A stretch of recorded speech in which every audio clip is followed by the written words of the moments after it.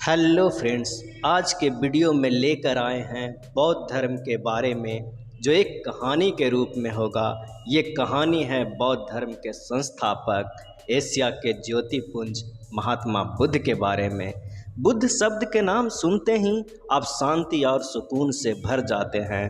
तो आइए दोस्तों, इस बार बुद्ध की कहानी सनबिक क्लासेस सुनाता है आपको। ये कहानी है 600 ईसा पूर्व की। एक राज्य था कपिलवस्तु में लुम्बिनी, जो अब नेपाल में स्थित है। वहाँ के राजा थे शुद्धोदन, जो शाक्य कुल के थे। उनकी पत्नी थी महामाया देवी। एक रात महामाया देवी को सपना आया। सपने में वो देखती है कि कई हाथी कमल का फूल लिए आता है और उनके चरणों में अर्पित करता है। यह सपना से वो घबरा गई। ज्योतिषियों से जब पूछा गया इस सपने के बारे में, तो ये भविष्यवाणी की कि ये बालक या तो चक्रवर्ती सम्राट बनेगा या बहुत बड़ा सन्यासी। एक दिन महामाया देवी अपने मायके जा रही थी। उसी समय मार्ग में लुम्बिनी वन पड़ता था, जो रुक्मिनदेई ग्राम में है। उसी वन में सिद्धार्थ यानी गौतम बुद्ध का जन्म हुआ। वह साल था 563 ईस्वी पूर्व और दिन था वैशाख पूर्णिमा। पर किस्मत को कुछ और ही मंजूर था। बुद्ध के जन्म के 7वें ही दिन उनकी माता महामाया देवी का निधन हो गया। और बच्चे का लालन पालन अच्छे से हो, इसलिए शुद्धोदन ने अपनी साली यानी बुद्ध के मौसी प्रजापति गौतमी से शादी कर लिया। गौतम बुद्ध का बचपन का नाम सिद्धार्थ था और सिद्धार्थ बाल्यकाल से ही चिंतन मगन रहते थे, शांत और गंभीर रहते थे। उनकी गंभीर दशा और पहले से सन्यासी होने की भविष्यवाणी से भयभीत पिता शुद्धोदन ने सिद्धार्थ को हर ऐशो आराम मिले, इसलिए उनके लिए 3 विशिष्ट प्रसाद यानी महल बनवाए, जो तीनों ही ऋतु में आराम और खुशी से रह सके, ग्रीष्मिक, वार्षिक एवं हेमंतिक। फिर भी उनके चिंतन मनन कम न हुआ।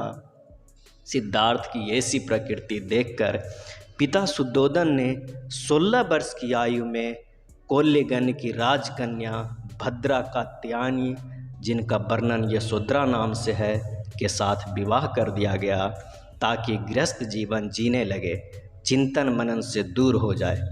फिर भी उनका मन गृहस्थ जीवन से रम न सका और विवाह के 12 वर्षों के बाद उनको एक पुत्र राहुल का जन्म हुआ। एक दिन वो अपने सारथी छंदक के साथ बाहर घूमने निकले। घूमते हुए उन्होंने जीवन के विभिन्न 4 सत्य रूप को देखे। बूढ़ा व्यक्ति, एक बीमार व्यक्ति, मृत व्यक्ति और एक प्रसन्न सन्यासी। बुद्ध के मन में तरह तरह के विचार आने लगे कि क्या जीवन की यही 3 गति होने वाला है, जिसमें दुख ही दुख है। अगर इन गति से निकलना है और प्रसन्न होना है तो सन्यासी बनना होगा, क्योंकि उस 4 सत्य में सन्यासी ही प्रसन्न मुद्रा में था, बाकी तीनों दुखी। फलस्वरूप आध्यात्मिक चिंतन की धारा तीव्र हो गई। आखिरकार गृहस्थ जीवन को त्याग कर 29 वर्ष की आयु में मध्यरात्रि के समय अपने नवजात शिशु राहुल और पत्नी यशोधरा को सोते हुए छोड़कर अपने घोड़े कंथक पर सवार होकर छंदक सारथी के साथ राजप्रसाद से बाहर निकल गए। उनकी गृह त्याग बौद्ध धर्म में महाभिनिषिकर्मन के नाम से जाना जाता है। राज्य से दूर अनोमा नाम की नदी के तट पर पहुँचे।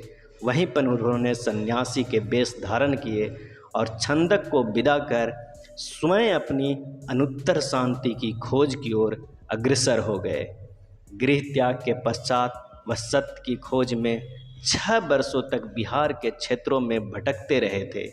इसी स्थिति में वो वैशाली के जैन आश्रम में अलार कलाम के पास पहुँचे। उनसे साख्य दर्शन एवं योग की शिक्षा ली, परंतु इस आचार्य के ज्ञानोपदेश से उनकी हृदय पिपासा शांत न हो पाई।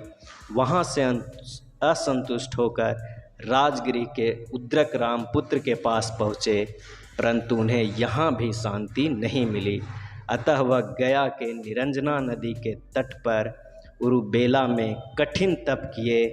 35 वर्ष की अवस्था में 528 ईस्वी पूर्व बैसाख पूर्णिमा के दिन जब वह समाधि में स्थिर थे, तो एकाएक उन्हें हृदय में एक प्रकार की विद्युत के समान प्रकाशमान ज्योति उत्पन्न हुई और उन्हें संबोधि प्राप्त हो गई।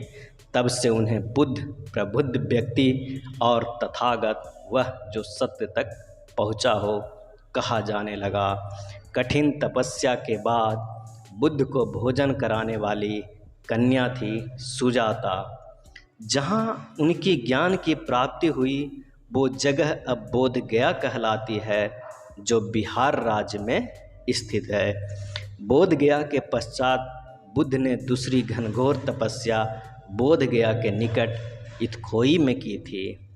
दिव्य ज्ञान की प्राप्ति के पश्चात बुद्ध ने अपना पहला उपदेश ऋषि पत्तनम सारनाथ में अपने 5 शिष्यों को दिया। ये 5 शिष्य थे बप्पा, भादिया, महानामा, कौंडिन्य और अस्सागी थे। उनका प्रथम उपदेश बौद्ध परंपरा में धर्म चक्र प्रवर्तन कहा जाता है। इसी धर्मोपदेश के साथ ही बौद्ध धर्म की स्थापना हो गई।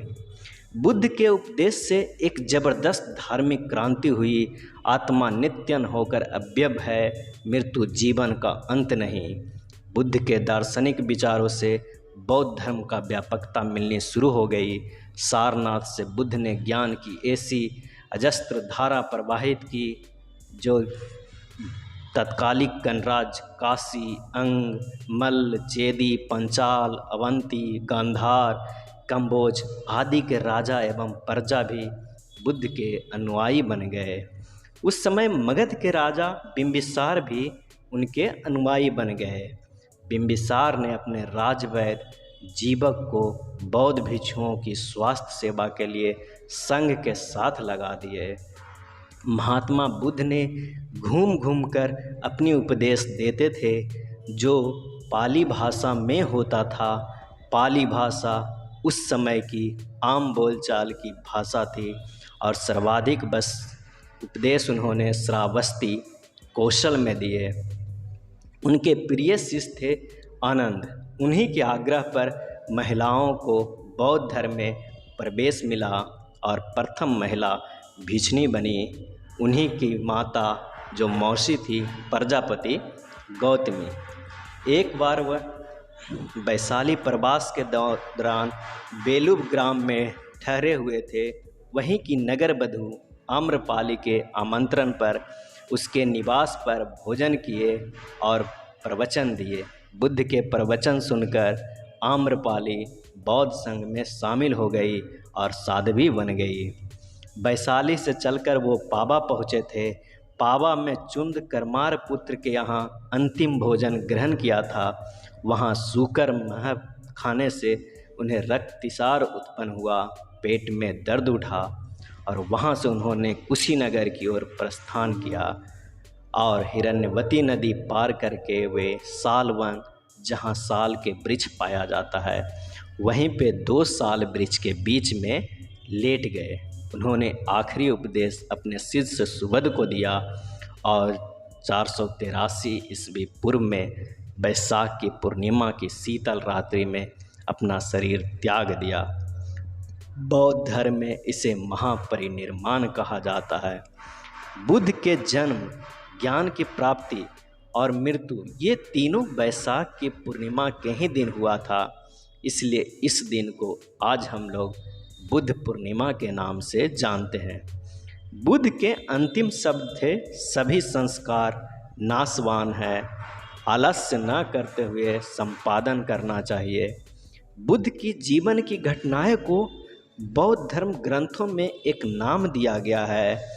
उनका गृह त्याग को महाभ्निशिकर्मण कहा जाता है। जब वो ज्ञान प्राप्ति किए थे तो उसे संबोधि कहा जाता है और वो जब पहला उपदेश दिए थे उसे धर्म चक्र प्रवर्तन कहा जाता है। जब उनकी मृत्यु हुई, निर्वाण हुई, उसे महापरिनिर्वाण कहा जाता है। बुद्ध ने अपने उपदेश में 4 आर्य सत्य बताए थे। दुख, दुख के कारण, दुख निरोध और दुख निरोध का मार्ग। दुख निरोध के मार्ग और तृष्णा से मुक्ति के लिए 8 साधन बताए थे, जिन्हें अष्टांगिक मार्ग कहा जाता है।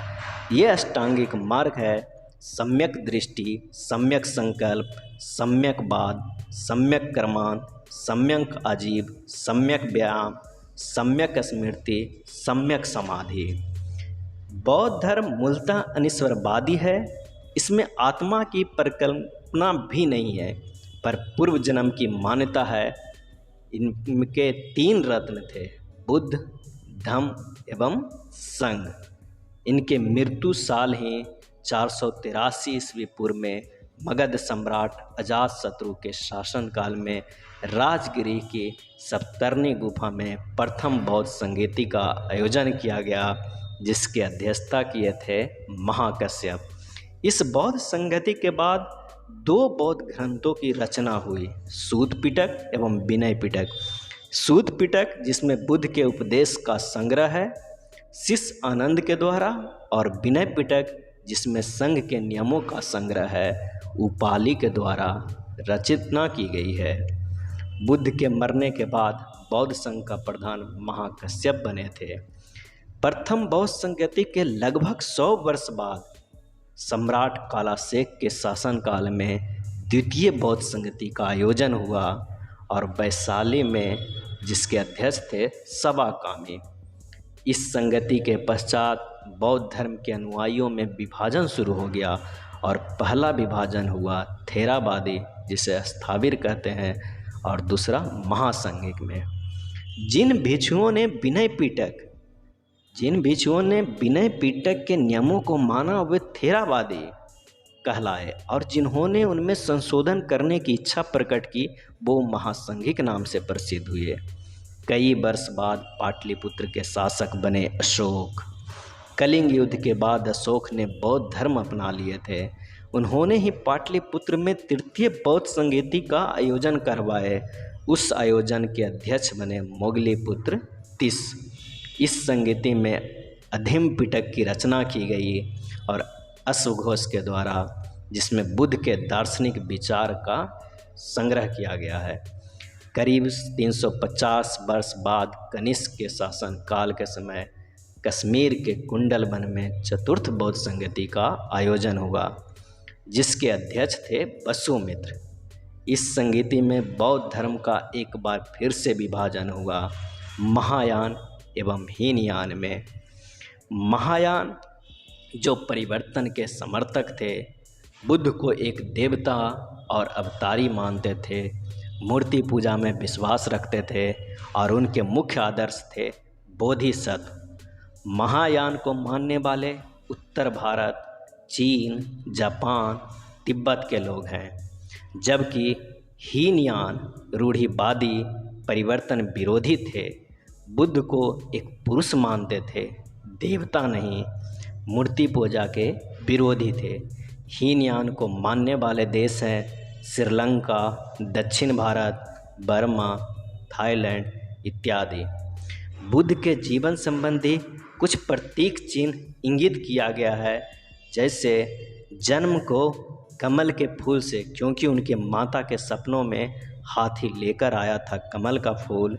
यौवन को साढ़ से, गृह त्याग को घोड़ा से, क्योंकि वो घर त्यागे थे घोड़ा पर चढ़कर, और ज्ञान की प्राप्ति पीपल के वृक्ष के नीचे हुआ है, इसलिए वो पीपल प्रतीक है। और निर्वाण उनके पैर है, और प्रथम उपदेश धर्म चक्र प्रवर्तन कहलाता है, इसलिए पहला प्रतीक चिन्ह भी प्रथम उपदेश का चक्र है।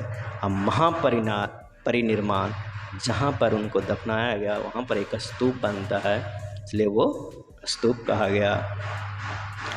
भारत में मूर्ति पूजा के नींव बौद्ध धर्म ने रखा था, और सर्वप्रथम बुद्ध की प्रतिमाओं का पूजा किया गया था। बुद्ध की खड़ी प्रतिमा कुषाण काल में बनाई गई थी। बौद्ध धर्म की एक शाखा थी ब्रजयान, जिसकी आडंबर की प्रधानता थी। इसमें बौद्ध धर्म के पतन में योगदान दिया। ये थे महात्मा बुद्ध की जीवन दर्शन। इसके प्रस्तुतकर्ता थे चंदन सिन्हा। अगर ये प्रस्तुति अच्छी लगी हो तो प्लीज़ शेयर करें। धन्यवाद।